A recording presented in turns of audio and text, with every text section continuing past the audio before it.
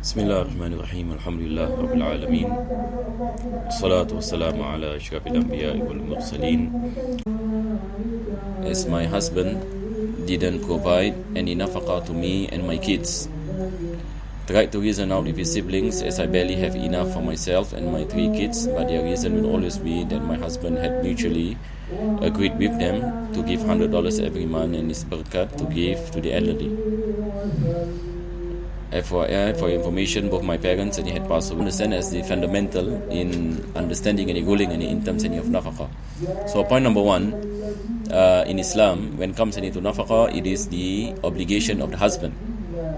So it is the obligation of the husband, and this is what Allah subhanahu wa ta'ala mentioned in the Quran, and when it comes to providing any for the family. So it is not any obligatory upon the wife to provide a nafaqah. But when it comes to a wife who is working, she can work. If the work doesn't, it's not any something that is causing her to do something which is against the Sharia, for example, or against the Islamic teachings. So if she can observe her duties as a Muslimah, and she can find a job that is suitable, it is permissible for her to work and to support the family. But when it comes to supporting the whole family, including the husband, this is not an obligation. So by right, it is the responsibility of the husband. It is the husband that has to look into this. If the husband is not working, then he has to find out ways to find a job on how he can solve the problems that the wife is facing, and also the family is facing. So this is the first thing. The first thing we mentioned, that the nafaqah, what is obligatory is upon the husband to provide any nafaqah. Point number 2, when it comes to giving any allowance to in-laws, and likewise we say in terms of compulsion, there is no compulsion in Islam that you as a wife that you have to work and you have to give any part of your income to your in-laws. Usually people do this just because due to goodwill, goodwill in a sense, they just want to help out, for example, there is no problem in that. But it is not an obligation, and the husband cannot force the wife to do so, especially if the wife is saying that she is not having enough, and the fact that she is supporting the whole family, and so on and so forth. So this is a sad situation in reality. Me myself, when I read this question today, I felt sad, and because it is not an easy situation for a Muslimah, especially in this time where expenses expensive, and when it comes to paying bills and also and everything else, and the fact that a Muslimah has to work at the same time, and he has to take care of the children. So this is something which is tough, which is something which is tough, and we pray to Allah subhanahu wa ta'ala that Allah is the affairs of the questioner. So my advice will be, you have to speak to your husband in a way to convince him and to inform him about the situation that you are in a state of difficulty, that you are in need of support. You should not be continuing like this for a long time, because it will take a toll on you. So there need to be communication between you and your husband.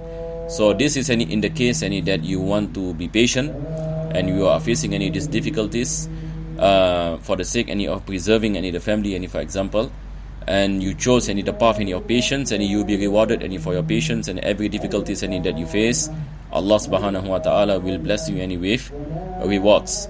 The second solution is if things does not work and so on, and you are facing great difficulties and nobody is helping you out, you can go to the court and lodge a complaint that your husband is not providing any nafaqah to you for example for such and such a period of time. So this is another situation. We say another alternative. This is another alternative that that the wife can lodge a complaint. due to the fact that the husband does not give nafaqah. So when it comes to the court, they have any certain procedures in approaching the husband and providing any counseling and finding out what actually happened, and so on and so forth. So like we look at the situation in Singapore, there are cases of divorce because of the fact that the husband do not provide any nafaqah. And then the advice to the husband is to come in and help and not let the situation go on like this. When it comes to finding any work, there are a lot of places that one can find any work. It's just that a person cannot be too choosy. But when it comes to the availability of jobs, there are many jobs that are available. For example, even to the extent of working as a Grab driver, for example, or working in the delivery industry, and likewise in terms of the working in the security, for example. So in Singapore, basically there are jobs that are available, but it's just that some people, for example, they want a certain kind of job that suit their lifestyle. So when it comes to difficulty in finding jobs, then we have to be patient. We have to look at the jobs that are available temporarily, and then slowly from there, inshallah ta'ala, we can find the job that suits our situation. So what I'm trying to say is that there must be effort. There must be effort, especially a husband who has a wife and has 3 kids. So the husband has to change. The husband has to change, and has to be counseled in this, because this is the fault of the husband. So I hope that Allah subhanahu wa ta'ala is in your affairs, and I hope that situation will be better for you. Hopefully your husband, is able to look into this and understand his responsibility, and then slowly work towards sustaining the family.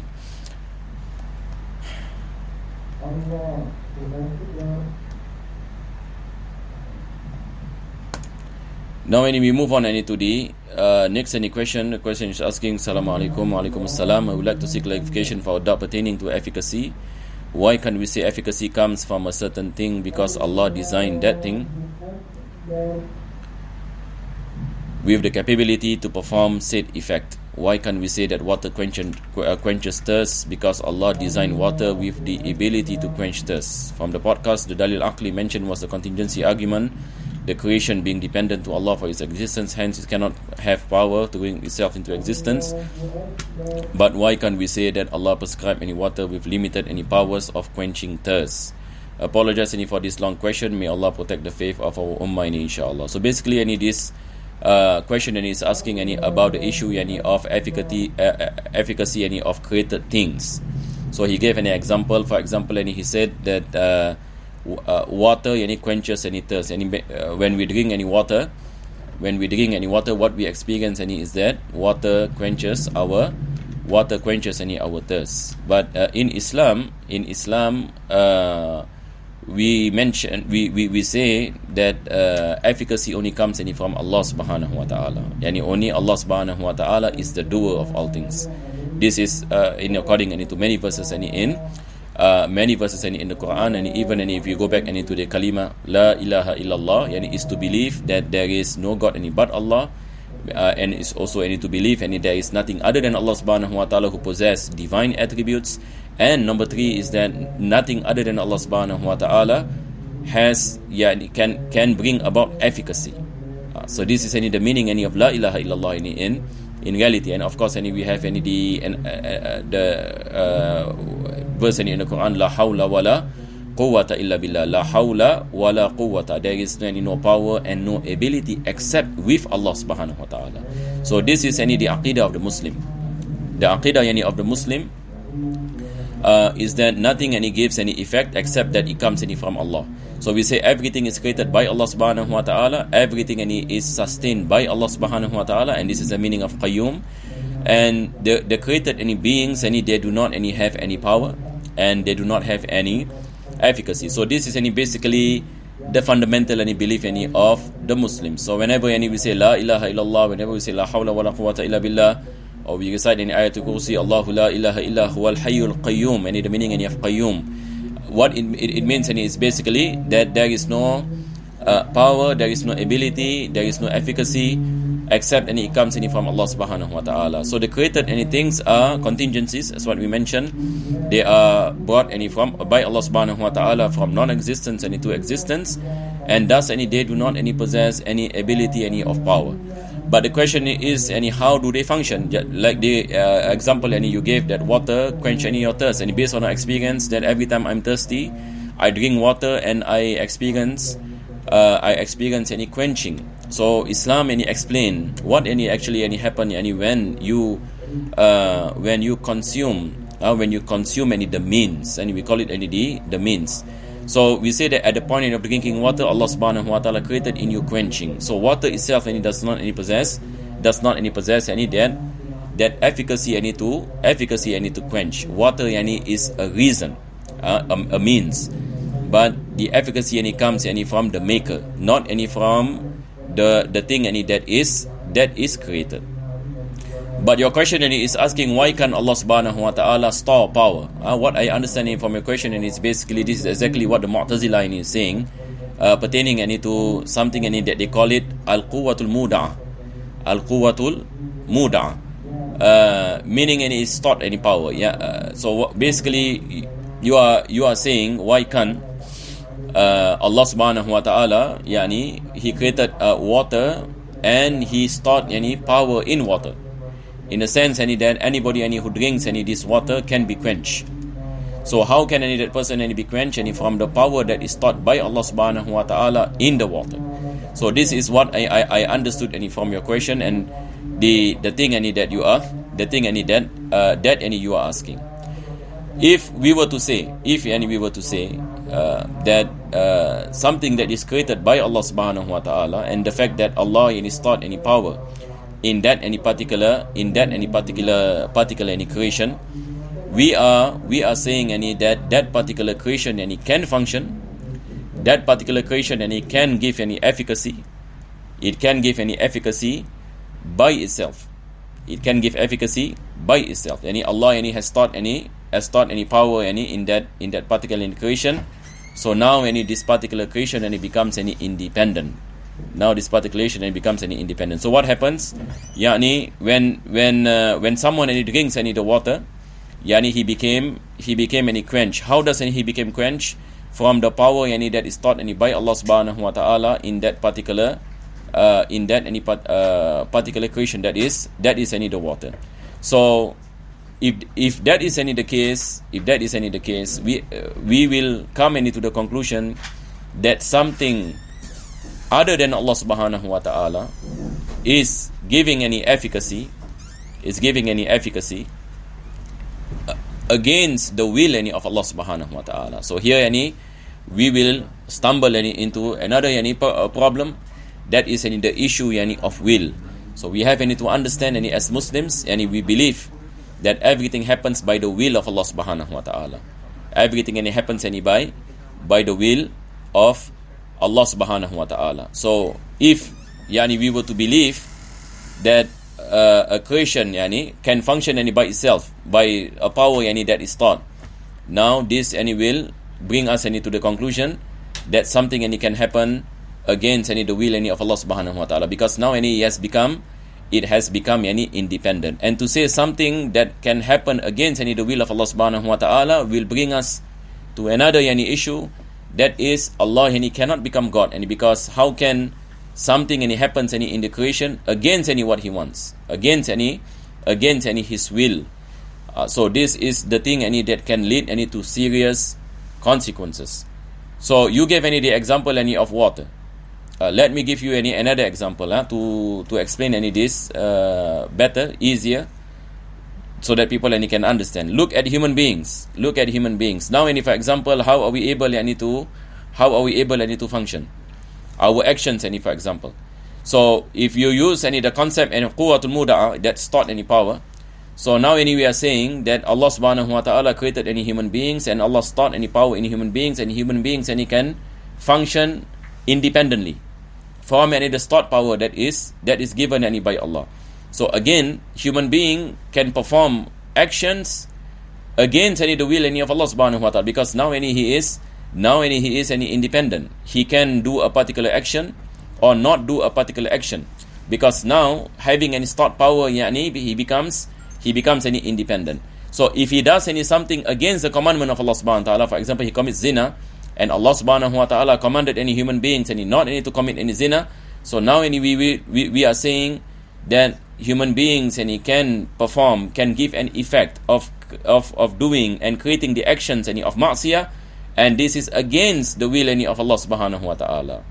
This is any against the will any of Allah subhanahu wa ta'ala. Against any it collides any with the issue any of the attribute any of will.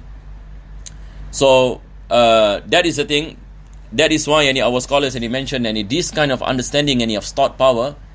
Our scholars any mentioned that this can lead any to disbelief. Yani this can lead any to disbelief. So that is why the correct any understanding any Islam any is not any believing any in thought power. Because once any you believe any in thought power, you are believing any that something else any can give any efficacy, something else any that can give efficacy by itself any by the power any that is thought, and thus any it can go against the will any of Allah subhanahu wa ta'ala. So in Islam any we say nothing go against the will of Allah subhanahu wa ta'ala, nothing happens except that it happens any by Allah. Yani it happens any billah. So other than Allah subhanahu wa ta'ala do not have any power, other than Allah subhanahu wa ta'ala do not have any efficacy, except that it comes any from Allah subhanahu wa ta'ala. And this is the meaning any of Tawheed. This is the meaning any of the oneness any of Allah subhanahu wa ta'ala. This is the meaning any of the greatness any of Allah subhanahu wa ta'ala manifested in the creations. So when we look at the creations any of Allah subhanahu wa ta'ala, we find any the creations any are functioning. So this functioning again, it is a creation any of Allah subhanahu wa ta'ala. Allah subhanahu wa ta'ala yani created any the properties any of water. Allah created any the properties any of water, and Allah is the one yani who gives any water the efficacy, not any water. So this is the explanation in accordance yani to the verses any in the Quran, and we find any many examples any Allah speaks any about how Allah subhanahu wa ta'ala created any the existence any of created beings, and how Allah subhanahu wa ta'ala make them function, and at the same time how Allah any is the one any who gives any the effect. Other than Allah subhanahu wa ta'ala does not give any effect. So I hope any it is clear yani insyaAllah.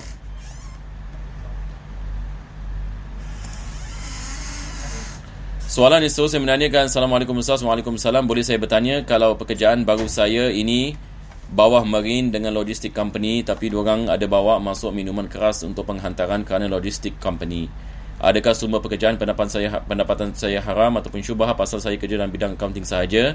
Mohon penjelasan Ustaz. Tapi tempat kerja ini benarkan kita solat? Terima kasih. Berkenaan dengan bekerja sebagai accountant ya, dalam bidang accounting, seperti mana soalan menanyakan, mengatakan seorang itu bekerja ini sebagai dalam bidang ini accountant kepada logistik ini company. Asal pekerjaan ini halal, tidak ada masalah. Yakni dia bukan satu company yang khusus deal dengan arak, tetapi dia adalah logistik ini company, dia deal dengan banyak benda. Cuma kadang-kala ini termasuk arak. Maka perkara yang diharamkan adalah perkara yang diharamkan, yakni berkenaan dengan transaksi ini dengan arak dan sebagainya. Itu adalah perkara yang diharamkan. Dalam masa yang sama, kebanyakan daripada transaksi ini yang dilakukan adalah transaksi ini yang halal. Maka berkenaan ini dengan masalah gaji, kita mengatakan gaji ini adalah gaji ini yang halal, sebab asal ini pekerjaan ini dia tidak ada kena-mengena dengan khusus ini dengan perkara-perkara seperti arak dan juga perkara-perkara yang lain yang diharamkan. Cuma benda-benda ini kalau apabila yang ini mereka wujud, maka dia adalah hukum yang khusus bagi perkara tersebut, bagi transaksi tersebut. Maka kita mengatakan transaksi tersebut merupakan transaksi yang haram. Maka hasil yang ini pendapatan daripada transaksi itu juga adalah daripada yang haram. Jadi kita tidak mengatakan semua yang ini gajinya haram. Cuma kita balik ini kepada sesuatu yang ini transaksi yang ini secara individu.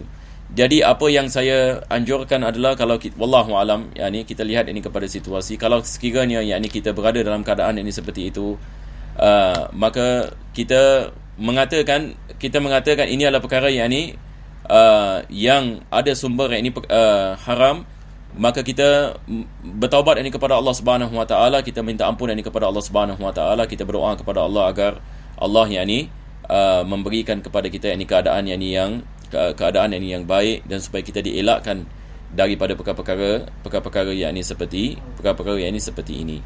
Jadi kita berdoa kepada Allah Subhanahu Wa Taala dalam masa yang sama, yakni kalau sekiranya yakni ia berlaku, kita beristighfar ini kepada Allah Subhanahu Wa Taala, sebab ini bukan daripada perkara yang kita di bawah yakni kelolaan ini kita. Jadi itu sahaja yang saya ni boleh mengatakan. Kalau sekiranya seseorang itu dapat ini pekerjaan di company yang logistik ini yang lain, yang misalan yang hanya berlibat ini dengan benda-benda yang halal ini sahaja, ini sebagai misal, maka itu adalah lebih baik. Wallahu a'lam bissawab. Jadi insya-Allah taala kita berhenti ini di sini, ini disebabkan masa. Insya-Allah kita akan meneruskan pada minggu yang akan datang. Alhamdulillahirabbil alamin. Allahumma shalli wa sallim ala sayyidina Muhammad wa ala ali sayyidina Muhammad. Rabbana atina fid dunya hasanah wa fil akhirati hasanah wa qina adzabannar. Sallallahu ala sayyidina Muhammadin wa ala alihi wasallam. Alhamdulillahirabbil alamin.